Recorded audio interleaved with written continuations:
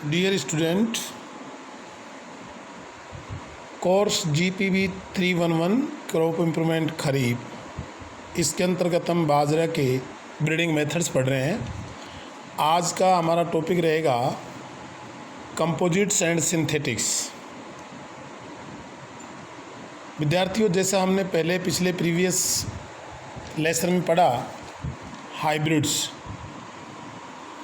बाजरा में हाइब्रिड्स का बहुत महत्वपूर्ण स्थान है और बहुत सारे जो हाइब्रिड्स हैं बाजरा के, वो थ्रू आउट द कंट्री काफ़ी पॉपुलर रहे हैं। हाइब्रिड्स के अलावा पॉपुलेशन इम्प्रूवमेंट की जब बात करेंगे अपन, क्या है population improvement? Population improvement involves generation of broad based gene pool and their improvement through recurrent selection in contrast to pedigree method और pedigree bulk method। जब हम इसकी तुलना पेडिग्री मेथड या बल्क पेडिग्री मेथड से करते हैं तो population improvement method operates on larger genetic variability and slow down the approach of homozygosity. जैसा कि पेडिग्री मेथड में population achieve homozygosity after 6 generations, लेकिन यहाँ पर पॉपुलेशन इम्प्रूवमेंट मेथड में होमोजाइगोसिटी की जो प्रोग्रेस है उसको ये स्लो डाउन करता है and consequently chances of fixation of undesirable genes decreases and improving gene recombination and allow the opportunities for development of superior gene recombinations and thus increasing genetic variability through intermating selected plants or selected progenies। तो इस प्रकार से ये genetic variability को बढ़ाने वाला method है, विधि है। कैसे? Superior gene recombinations and their selection, intermating selected progenies. दस इस प्रकार से the repeated selection cycles and recombination is very important aspect for improvement of polygenic traits, specially quantitative traits like yield and simultaneous improvement of some other traits. तो इस प्रकार से जो population improvement method है, ये बहुत सारी चीज़ों के साथ में जो हाईली क्रॉस पोलिनेटेड क्रॉप्स हैं उनमें ये जस्ट लाइक बाजरा में काफ़ी हद तक ये लाभकारी और फ़ायदेमंद विधि है। इसमें मिलता क्या है अपने को? अल्टीमेट जो एंड प्रोडक्ट है, and product of population improvement can be used in different ways. क्या किस किस तरीके से हम इसका एंड प्रोडक्ट जो है पॉपुलेशन इम्प्रूवमेंट का वो उपयोग में ला सकते हैं? जैसे कि use as a population directly as an OPVs, यानी पॉपुलेशन पूरी जो इम्प्रूव्ड पॉपुलेशन है उसको एज ए वेराइटी के रूप में हम रिलीज कर सकते हैं। That can be termed as OPVs, open pollinated varieties. Number 2 जो यूज है वो form an OPV from families selected from a population. Number 3 develop top cross hybrids. Top cross hybrids में as a parent we can use it and develop as inbreds using to produce hybrids. तो इसमें inbred parent के रूप में भी इसको develop कर सकते हैं। अब बात आती है कंपोजिट्स एंड सिंथेटिक। ये कंपोजिट और सिंथेटिक्स ये बहुत ही इम्पोर्टेंट कंसेप्ट है विद रिगार्ड टू बाजरा। हालांकि कंपोजिट और सिंथेटिक का अधिकतम उपयोग मेज में यानी मक्का में हुआ है, फिर भी बराबर रूप से कंपोजिट और सिंथेटिक्स का रोल बाजरा इम्प्रूवमेंट में और बाजरा के वैराइटल डेवलपमेंट में भी महत्व है। कंपोजिट्स क्या होती हैं? Composites are the population which are synthesized by interpollination among certain component lines. इस प्रकार से बहुत सारी जो लाइन्स है इनमें इंटरपोलिनेशन यानी क्रॉसेबिलिटी वाली जो लाइन्स हैं उनसे तैयार किया गया एक ये अप्रोच है, that is known as composites. Synthetics are similar to composites. ये जैसे कंपोजिट है वैसे ही बहुत सारी कंपोनेंट लाइन्स का मिक्सचर है, लेकिन इसमें जो कंपोजिट्स है उसके अलावा जो सिंथेटिक है उसमें क्या अंतर है।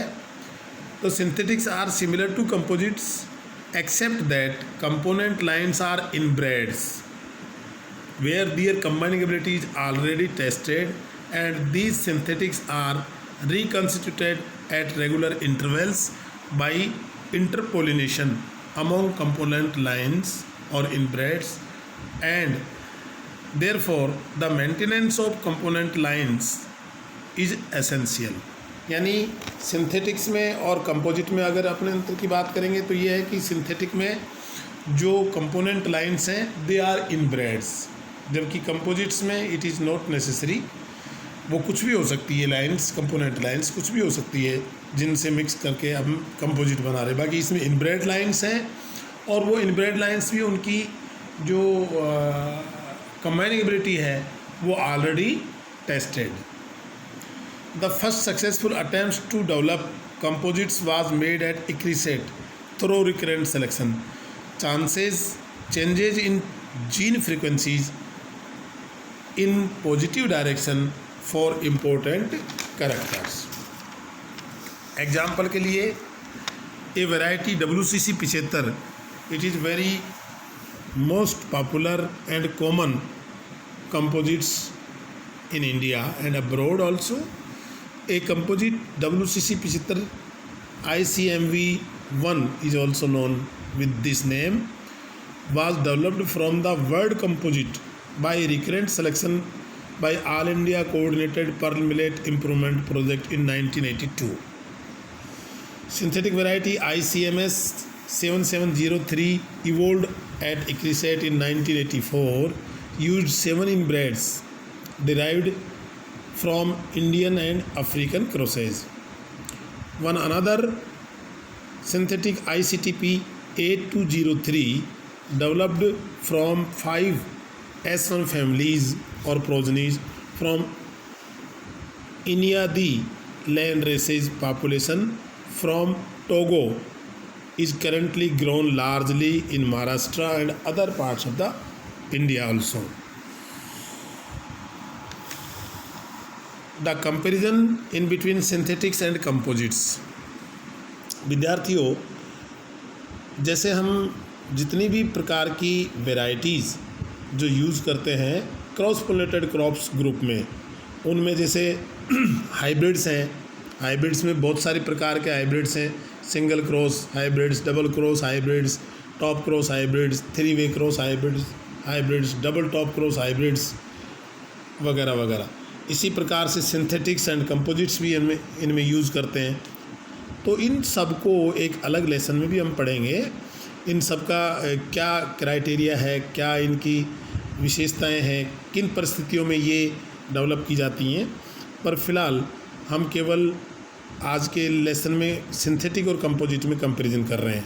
तो सिंथेटिक्स में पहला बिंदु है parental components are generally inbred lines, जबकि कंपोजिट्स में इट इज़ नॉट सो, यानी उसमें ये ज़रूरी नहीं कि इनब्रेड लाइन हो, उसमें कुछ भी ओपन पोलिनेटेड वैरायटीज़ भी हो सकती है, कोई लोकल कल्टीवर्स भी हो सकती है, देसी वैरायटीज़ भी हो सकती है, एक्जोटिक लाइन्स भी हो सकती हैं।